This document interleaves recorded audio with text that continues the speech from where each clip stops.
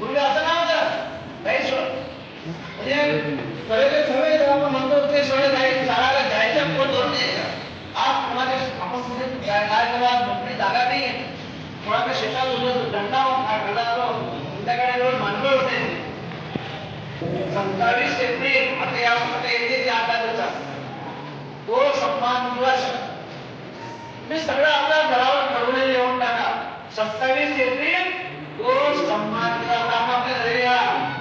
इतके जण आले ते आपल्या घराला 27 एप्रिल तो सन्मान दिवस शेतकऱ्यांना आपण त्याच्या घराला या 27 एप्रिल तो सन्मान दिवस त्या दिवशी गायची सेवा करायची आणि त्या दिवशी सरकारकडे निवेदन देण्यासाठी तुम्हाला चोपड्याला यायचं आहे 27 एप्रिलला तहसील कचेरीवर एक निवेदन देण्यात येणार आहे आणि ही क्रिया हे जे आहे सगळ्या भारतभर होणार आहे एका दिवशी सगळ्या तहसील कचेरीवर चोपड्याला 27 एप्रिलला गांधी चौकामध्ये श्रीराम मंदिर आहे ना त्या ठिकाणी मदत करा सुरक्षा गायचं संरक्षण करा काय संरक्षण गायची रोज कत्तल होते 1 लाख गाय रोज कापण्यात झाले ते ही कत्तल थांबली पाहिजे असा कडक कायदा केला पाहिजे पण मारे जायला त्याला फाशी झाली पाहिजे अशा पद्धतीचा कडक कायदा करण्याची मागणी सरकारकडे सगळ्यांच्या एकच कायदा आणि दुसरी गोष्ट गायला सन्मान मिळाला पाहिजे गाय ही आपली माता आहे आईला आपण सन्मान देतो तसं गाईला सन्मान दिला पाहिजे असं लक्षात ठेवता कामा नये गायसाठी उत्तम असं घर बांधलं पाहिजे गायला उत्तम चारा मिळाला पाहिजे गायला उत्तम फळं खायला मिळालं पाहिजे सगळ्या प्रकारची गायची व्यवस्था आपण गाय ही देवता आहे गायला काय म्हणतो गाईमध्ये किती देव आहे 33 कोटी देव असं मानतो आपण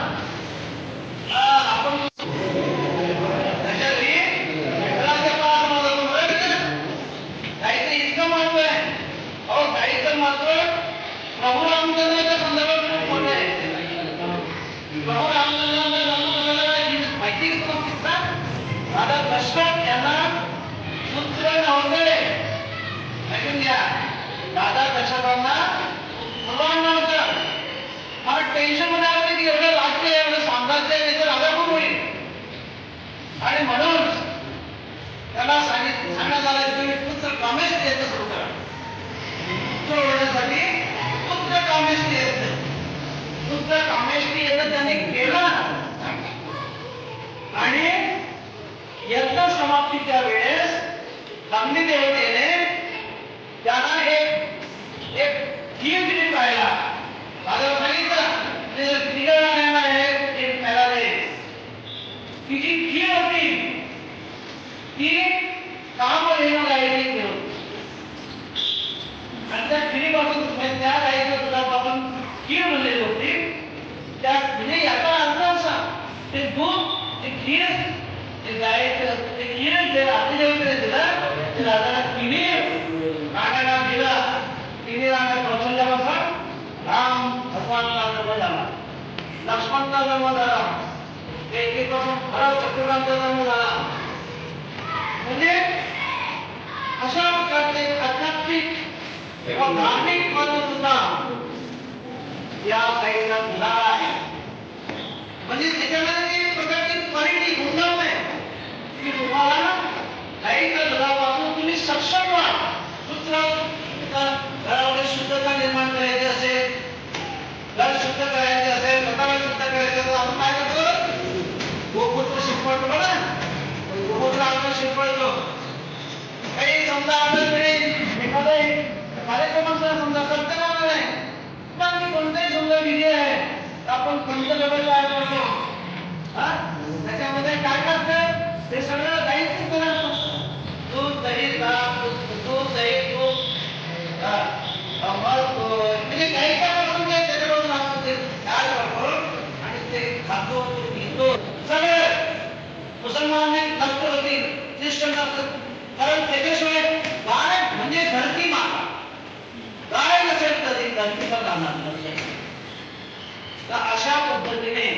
गायीचं अनन्य साधारण महत्व आहे आणि म्हणून गायीच्या संदर्भात गाय वाचली पाहिजे याच्यासाठी तीन प्रमुख पाड्या घेऊन 27 एप्रिलला गोड सन्मान दिवस चोपडा येथे साजरा होणार आहे. तुम्हाला मोठ्या संख्येने तिथे यायचं आहे. तयारी आहे किती सगळ्यांची? आपण तेवढं तिथं कुठे येणार? तेव्हा तुम्ही हात तुमच्याकडे काय कुठे गेले? हात तुमचं कुठे गेले? त्याला रामाच्या मंदिरात गेले तेव्हा त्याला शक्य होते ना हात खाली करा. तुम्ही हात वरती केला तर तुमचा मला शक्य नाही. रामाने हात तुमचं नाही केला. बाबा तुमच्याकडे गावले तुम्ही नाही लागत ते हत्याला ना. तर मुलगा असा आहे मी समजा मी हात तुमचं केला पण मला नाही शक्य आहे. माझी जबाबदारी मंदिरात किंवा रामाला हात तुमचं केलंय. माझी जबाबदारी माझ्या माझ्या पत्नी होती. मी त्याच्यामध्ये खेळ माणूस सुद्धा नसते. कोणी आजारी असतं, कोणी आईला गेलं होतं. आपल्या घरच्याला वाटलं तर सगळ्यांना हात तुमचं करा. त्याला यायचं संध्याकाळी त्याला यायचं संध्याकाळी आपल्या घरच्याला वाटलं तरी मी म्हणे करायचं की म्हणे पावसात द्या. मी म्हणे सोबत आपल्या म्हणायचं राहत मी म्हणे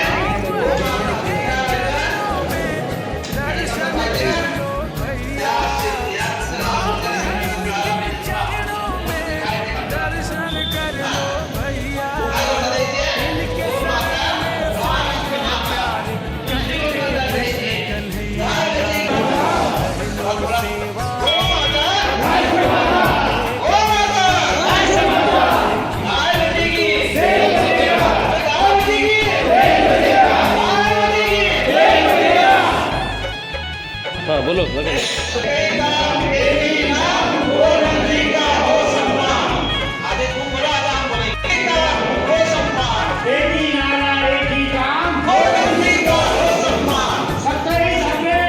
गो सम